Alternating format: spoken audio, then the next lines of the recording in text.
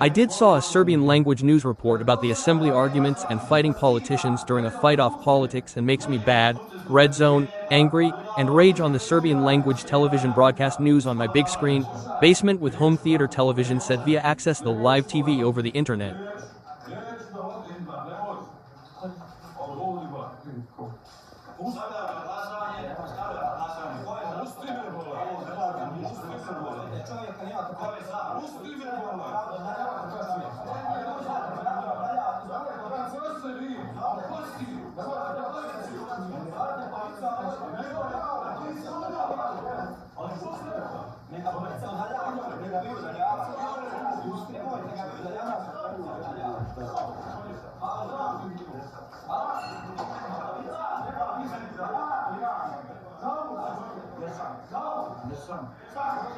Ovo što gledaju iz ovu, znači, federaciju svaka čast.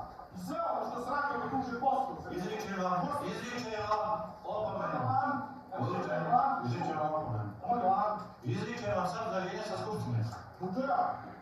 Za nekorektno i nedolično ponašanje gospodine. Šta su radili? To sam vam meni da kažem. Izričem vam mjeru udaljenja sa skupštine. Jeste me razumili? Pa što ćete se vi rekli? Ti ćeš nam uštri. Ja. Ti da se uštri. Znači, ti se nam uštri. Hvala.